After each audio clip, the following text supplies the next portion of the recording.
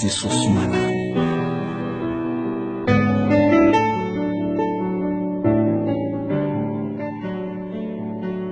Mazoto makany am-piangonana fa ny fomba olabe fialonana. Menatra Jesosy malala. Isan'andro mamaky baiboly fa ny saina mbola midevoly. Menatra Jesosy malala. Kristianina efa vita batisa fa mitana fanojentilesa. Menatra Jesosy malala. Nitory de tena mandahatra fa ny fiainako angary isy lahatra. Menatra Jesosy malala. Mivavaka manao tsara tafy fa ny ambadika de mampirafy. Menatra Jesosy malala. Midera mihira koralina fa mangalatra mamonjy balina. Menatra Jesosy malala. Mateo ty fakihira hay olona panira tsira.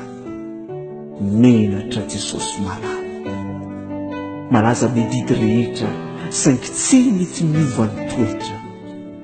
Menatra Jesosy malala. Jerena tao manako mena fa nibetsaka fitiavan-tena. Menatra Jesosy malala.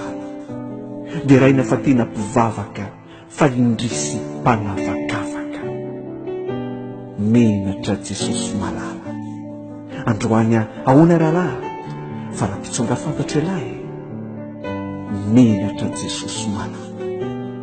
Anivela ny maty ho avana fa ho an-trano tsy misy fitiavana. Menatra Jesosy malala. Nantsoina kopiandriondry fa mola mamelo totondry. Menatra Jesosy malala. Tsy miandany ambony polipitra fa misoko manao politika. Menatra Jesosy malala. Rehefa midera manaondratra fa rehefa miaingo mitanjaka. Menatra Jesosy malala. Raha sitrapo de mizihatra fa mirakitra kosa mahihatra.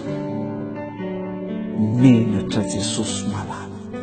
Fanompona ety tsisy tasy hay mbola mandray odikasy. Menatra Jesosy malala. Mba mifady an'izao sy izatsy fa mifikitra mifanao ratsy. Menatra Jesosy malala. Kristianina ambony latabatra, ho andrasan'ny tompo amin'ny sabatra. Ho andrasan'ny tompo amin'ny sabatra.